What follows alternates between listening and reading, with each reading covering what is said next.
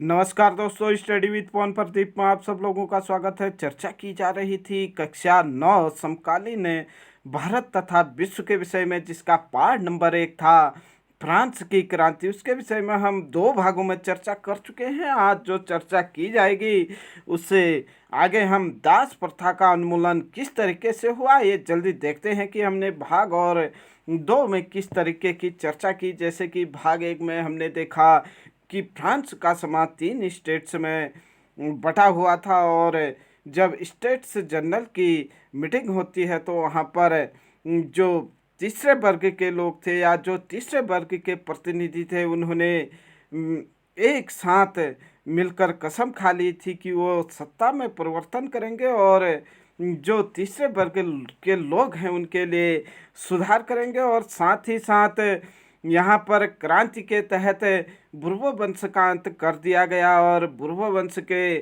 16वें राजा या नहीं लुई 16वें को यहाँ पर फांसी दे दी गई। और साथ ही साथ हमने देखा था कि किस तरीके से बास्तिल दुर्ग जो 14 जुलाई को ध्वस्त किया गया, और फ्रांस के राष्ट्रीय दिवस को 14 जुलाई को ही मनाया जाता है। और साथ ही साथ हमने यहाँ महिला अधिकारों के बारे में चर्चा की, और आइए देखते हैं कि किस तरीके से यहाँ पर दास प्रथा का उन्मूलन हुआ।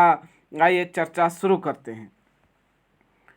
फ्रांसीसी उपनिवेश क्या था? दास प्रथा के उन्मूलन जैकोबिन शासन के क्रांतिकारी समाजों में से एक था। जब जैकोबिन शासन यहाँ पर आया या नहीं, जैकोबिन क्लब के लोग पूरे फ्रांस में हावी हुए। जैसे कि आप लोगों ने देखा था कि जैकोबिन जो क्लब था उसके सदस्यों की एक निश्चित पोशाक थी, और जब इन लोगों का प्रभाव फ्रांस की राजनीति पर पड़ा या नहीं, फ्रांस के शासन सत्ता की बागडोर इनके हाथों में आया, तो ये जैकोबिन क्लब के लोगों ने या जैकोबिन शासक जो थे, इन्होंने फ्रांस में जो क्रांतिकारी सुधार हुए थे उसमें दास प्रथा का अंत किया। हालांकि बाद में फिर से दास प्रथा को अपना लिया जाता है, क्योंकि नेपोलियन का यहाँ पर उद्भव होता है 1804 में, जब फिर से दास प्रथा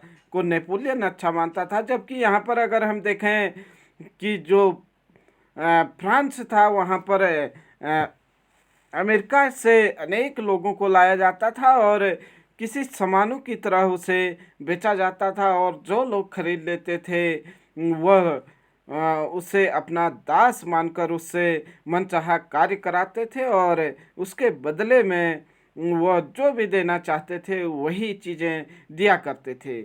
आइए देखें, कैरिबियाई उपनिवेश मार्टिनिक, गोडेलोप और सैन डोमिंगो तंबाकू, नील, चीनी एवं काफ़ी जैसी वस्तुओं के लिए काफ़ी महत्वपूर्ण आपूर्तिकर्ता थे। अपरिचित एवं दूर देश जाने और काम करने के लिए यूरोप वासियों की अनिच्छा का मतलब था बागानों में श्रम की कमी। इस कमी को यूरोप, अफ्रीका और अमेरिका के बीच त्रिकोणीय दास व्यापार द्वारा पूरा किया जाता था। दास व्यापार 17वीं शताब्दी में शुरू हुआ। फ्रांसीसी सौदागर बोंदे और नाते बंदरगाह से अफ्रीका तट पर जहाज ले आते थे, जहां से वे स्थानीय सरदारों से दास खरीदते थे। प्रश्न पूछा जाएगा कि फ्रांसीसी लोग दासों को कहाँ से खरीद करके लाते थे? अफ्रीका से खरीद करके लाते थे। दासों को दाम दाकर या हथकड़ियों डालकर अटलांटिक महासागर के पार कैरिबियाई देशों तक 3 माह की लंबी समुद्री यात्रा के लिए जहाज में ठूस दिया जाता था। जो दास थे उनको हथकड़ियाँ पहना करके या उनको जंजीरों से बांध करके 3 महीने की यात्रा करा करके जहाज से लाया जाता था। वहाँ उन्हें बागान मालिकों को बेच दिया जाता था, और दास श्रम के बल पर यूरोपीय बाजारों में जो है चीनी, काफ़ी, नील की बढ़ती मांग को पूरा करना संभव हुआ। बोंते और नाते जैसे बंदरगाह फलते फूलते दास व्यापार के कारण समुद्र नगर बन गई। प्रश्न पूछा जा सकता है कि फ्रांस के कौन से बंदरगाह दासों के लिए प्रमुख थे? यहाँ पर आप लोग जैसे देख रहे हैं कि बोंदे और नाते बंदरगाह फ्रांस के दासों के व्यापार के लिए प्रसिद्ध थे। 18वीं सदी में फ्रांस में दास प्रथा की ज़्यादा निंदा हुई नहीं हुई। 18वीं सदी में तो याद नहीं, 18वीं सदी कहने का मतलब 1700 से 1799 तक दासों के व्यापार की ज़्यादा निंदा नहीं हुई और नेशनल असेंबली में एक लंबी बहस हुई और व्यक्ति की मूलभूत अधिकार उपनिवेशों में रहने वाली प्रजा सहित समस्त फ्रांसीसी प्रजा को प्रदान किए जाए या नहीं, परंतु दास व्यापार पर निर्भर व्यापारियों के विरोध के भय से नेशनल असेंबली में कोई कानून पारित नहीं किया गया। अंततः 1794 में कन्वेंशन ने फ्रांसीसी उपनिवेशों के सभी दासों को मुक्त का कानून पारित कर दिया। 1794 में जो कन्वेंशन था उसने फ्रांसीसी उपनिवेशों में जो भी दास थे उन्हें स्वतंत्र घोषित कर दिया और यह कानून एक छोटी सी अवधि तक लागू रहा। 10 वर्ष बाद नेपोलियन ने दास प्रथा पुनः लागू कर दी। बागान मालिकों को अपने आर्थिक हित साधने के लिए अफ्रीकी निग्रो लोगों को गुलाम बनाने की स्वतंत्रता मिल गई। फ्रांसीसी उपनिवेशों में अंतिम रूप से दास प्रथा का उन्मूलन 1848 में किया गया। प्रश्न पूछा जा सकता है कि फ्रांस में अंतिम रूप से दास प्रथा का उन्मूलन या अंत कब हुआ? 1848 में। निग्रो, जैसे कि आप लोग यहाँ पर एक शब्द देखा, अफ्रीका के सहारा रेगिस्तान के दक्षिण में रहने वाले स्थानीय लोग को निग्रो कहा जाता था। यह अपमानजनक शब्द है जिसका अर्थ प्रायः इस्तेमाल नहीं किया जाता। उसके बाद हम यहाँ पर देखें कि दास मुक्ति के लिए क्या क्या कार्य हुए, थोड़ा सी जानकारी यहाँ पर हम देख लें। सन 1794 इस चित्र को मुक्ति का विचरण है। यहाँ पर चित्र जो दिया गया है यह 1794 का है और दासों को यहाँ पर मुक्ति के बारे में दिखाया गया है और साथ ही साथ शीर्ष पर विशेष बैनर का यहाँ पर नारा है, जैसे कि आप लोग देख रहे हैं, और विशेष बैनर बना हुआ है और मनुष्य के अधिकार, नीचे अभिलेख कहता है गुलामों की मुक्ति। और साथ ही साथ एक फ्रांसीसी महिला अफ्रीका एवं अमेरिकी इंडियन दासों को यूरोपीय कपड़े देकर उन्हें सभ्य बनाने की चेष्टा कर रही है। एक फ्रांसीसी महिला क्या कर रही है? इन दासों को अपने कपड़े देकर क्या कर रही है? सभ्य समाज में जोड़ने की कोशिश कर रही है या सभ्य बनाने की कोशिश कर रही है। आइए देखें क्रांति और रोजाना की जिंदगी, क्या क्या हुआ क्रांति से और क्रांति के समय लोगों की ज़िंदगी किस प्रकार की थी, इसके बारे में हम चर्चा करेंगे। क्या राजनीति, लोगों का पहनावा, उनकी बोलचाल अथवा उनके द्वारा पढ़ी जाने वाली पुस्तकें बदल सकती हैं। सन 1789 के बाद के वर्षों में फ्रांस के पुरुषों, महिलाओं एवं बच्चों के जीवन में ऐसे अनेक परिवर्तन आए जिससे कि क्रांतिकारी सरकारों ने कानून बनाकर स्वतंत्रता एवं समानता के आदर्शों को रोजाना की जिंदगी में उतारने का प्रयास किया। बास्तिल के विध्वंस के बाद 1789 की गर्मियों में जो सबसे महत्वपूर्ण कानून अस्तित्व में आया वह था सेंसरशिप की समाप्ति। प्राचीन राजतंत्र के अंतर्गत तमाम लिखित सामग्री एवं सांस्कृतिक गतिविधियां, किताब, अखबार, नाटक को राजा के सेंसर अधिकारियों द्वारा पास किए जाने के बाद प्रकाशित या वंचित किया जा सकता था, परंतु अब अधिकारों के घोषणा पत्र के ने भाषण एवं अभिव्यक्ति की स्वतंत्रता को नैसर्गिक अधिकार घोषित कर दिया। परिणाम स्वरूप फ्रांस के शहरों में अखबारों, पर्चों, पुस्तकों एवं छपी हुई तस्वीरों की बाढ़ आ गई और वह तेजी से गांव देहात तक पहुंची और उसने फ्रांस में घट रही घटनाओं एवं परिवर्तनों का ब्यौरा और उन पर टिप्पणी की। और प्रेस की स्वतंत्रता का मतलब यह था कि किसी भी घटना पर परस्पर विरोध विचार भी व्यक्त किए जा सकते थे। प्रिंट माध्यम का उपयोग करके एक पक्ष ने दूसरे पक्ष को अपने दृष्टिकोण से सहमत करने की कोशिश की। नाटक, संगीत एवं उत्सवी जुलूसों में असंख्य लोगों के आ जाने से स्वतंत्रता न्याय के बारे में राजनीतिज्ञों और दार्शनिकों के पांडित्यपूर्ण लेखन को समझाने और उसे जुड़ने का यह लोकप्रिय तरीका था, क्योंकि किताबों को पढ़ना तो मुट्ठी भर शिक्षित लोगों के बस की ही बात थी, या कुछ ही लोग पढ़ पाते थे। कुल मिलाकर के मतलब जो हम यहाँ पर चर्चा कर रहे हैं कि कौन से परिवर्तन आए फ्रांसीसी क्रांति के बाद, यहाँ पर प्रेस की स्वतंत्रता हुई और जो पढ़े लिखे लोग थे उन्होंने अपने विचारों को यहाँ पर आम जनता तक पहुँचाया, गाँव तक पहुँचाया, देहात तक पहुँचाया। और यहाँ पर आप लोग चित्र देख रहे हैं कि देशभक्त कसरती दाब मशीन, जिसका इस्तेमाल मोटापा घटाने के लिए किया जा सकता था, अज्ञात चित्रकार द्वारा बनाया गया है। यह 1790 का एक चित्र है। न्याय के विचार को व्यवहार में बदलना इससे संबंधित था। ये आगे चर्चा करते हैं कि फ्रांस की क्रांति के समय आप लोग यहाँ पर एक और चित्र देख सकते हैं।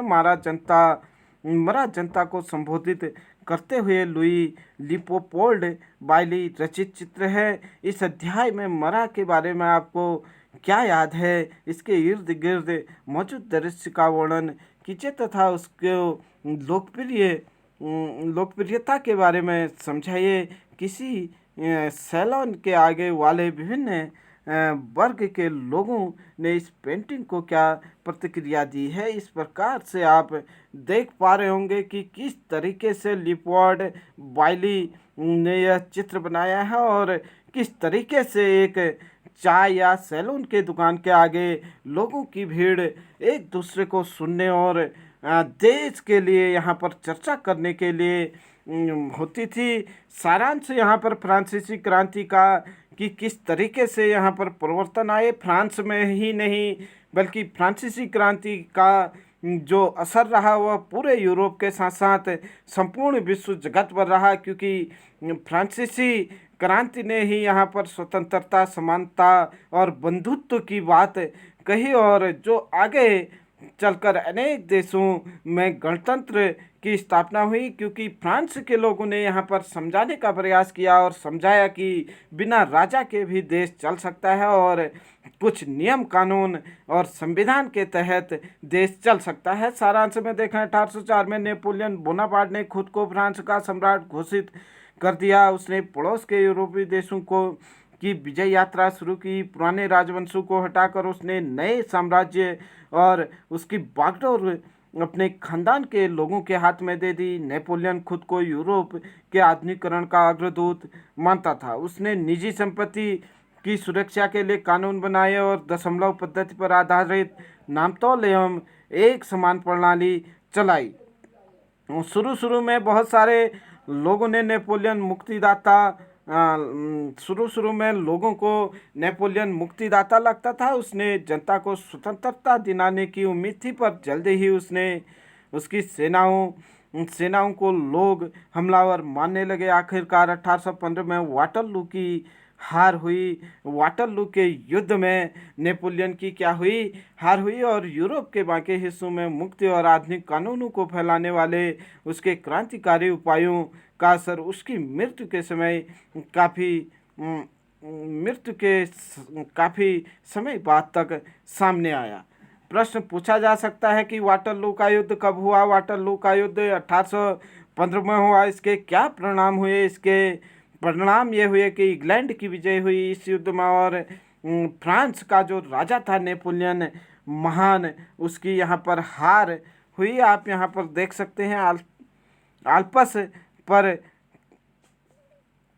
करता नेपोलियन यहाँ पर देख रहा है। आल्प्स पार करता हुआ नेपोलियन डेविड द्वारा बनाया गया चित्र है। यह आल्प्स एक पर्वत था जिसे कोई भी यहाँ पर पार नहीं कर पाया था, लेकिन नेपोलियन एवं नेपोलियन की सेनाओं ने आल्प्स पर्वत पार कर दिया था और नेपोलियन ने पूरे यूरोप में अपना साम्राज्य विस्तारित किया और विश्व के सर्वश्रेष्ठ राजाओं में नेपोलियन का नाम लिया जाता है। और स्वतंत्रता और जनवादी अधिकारों के विचार फ्रांसीसी क्रांति की सबसे महत्वपूर्ण विचार थे। ये विचार 19वीं सदी में फ्रांस से निकलकर बाकी यूरोप में फैले और इसके कारण वही सामंती व्यवस्था का नाश हुआ और औपनिवेशिक समाजों ने संप्रभु राष्ट्र की स्थापना के लिए अपने आंदोलनों को दास्ता मुक्ति के विचार से नई परिभाषा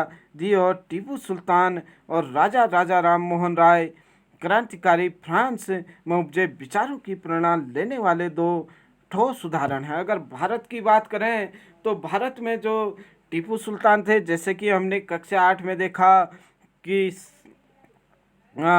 टीपू सुल्तान जो भारत के दक्षिण में या नहीं मैसूर क्षेत्र में अपना साम्राज्य स्थापित किया और साथ ही साथ आधुनिक भारत का जनक राजा राम मोहन राय ने भी फ्रांसीसी क्रांति के विचारों को अपने देश में फैलाने का काम किया। और इस तरीके से हमने कक्षा 9 का इतिहास का जो पहला पार्ट है इस पर चर्चा की और जल्द ही हम इसके अभ्यास प्रश्नों पर चर्चा करेंगे। आशा करता हूं कि आप लोग हमारे साथ यूं ही बने रहेंगे और अपने अधिक से अधिक मित्रों के साथ इसे शेयर कर जरूर हमारा सहयोग करेंगे। अगर आप चैनल पर नए आए हैं तो चैनल को सब्सक्राइब कर नोटिफिकेशन बेल आइकन को ऑल में रख सकते हैं। जैसे ही हमारा अगला वीडियो आएगा निश्चित तौर पर उसकी जानकारी आप लोगों तक सबसे पहले पहुंच पाएगी, क्योंकि जो यह NCERT की किताबें हैं इससे अनेक प्रश्न किसी न किसी प्रतियोगी परीक्षाओं में बनते हैं। इसी उम्मीद के साथ ये चर्चाएं की जाती हैं, क्योंकि कक्षा 6 से 12 तक के बच्चों के लिए तो ये विशेष लाभदायक है और साथ ही साथ तमाम प्रतियोगी परीक्षा चाहे कोई भी परीक्षा हो उसमें NCERT किताबों से जो जीके वाला पोजीशन होता है वहाँ पर निश्चित तौर पर प्रश्न पूछे जाते हैं। मिलते हैं जल्द ही, तब तक के लिए यूं ही बने रहे। जय हिंद, जय भारत।